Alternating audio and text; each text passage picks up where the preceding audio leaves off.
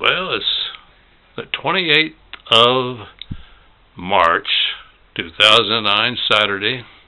Had a busy day, cut some more sweet peas, took some to the library. While I was at the library and getting ready to check out, there was a woman up there. Oh, she just loved those. I said, well, and she was asking them who brought them. And I said, well, I brought them. And told her where we live, gave her the address. She wrote it down and told her, you are welcome. Come by the house and cut all the sweet peas you want to. I can't keep up with them.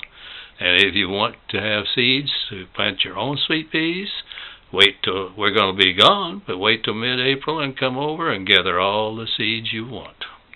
Hope she does.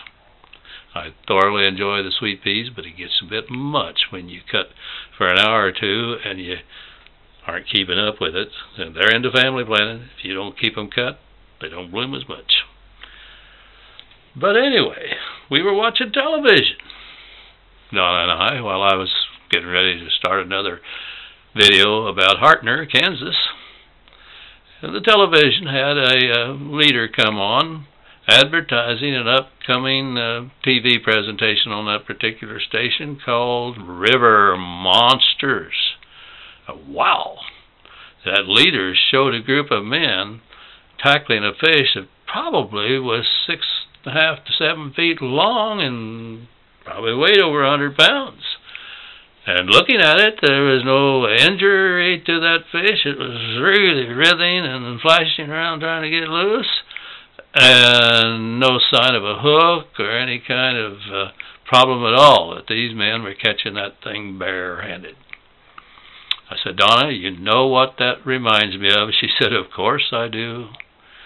And I want to tell a little story about a fishing expedition that her father went on when she was just a little girl, one that cost him a little bit. Her folks were running a grocery store in Hazleton, Kansas, and Dad Williams, the kids called him Gramp, and I think of him more as Gramp than his dad, said that, you know, it was hard times, and the fellows had heard that there was an area where we could catch some pretty good-sized catfish by noodling. And he could tell by the looks on our faces when he was telling the story, we didn't know what that meant. He said that means getting into the water with the fish, moving slowly and feeling.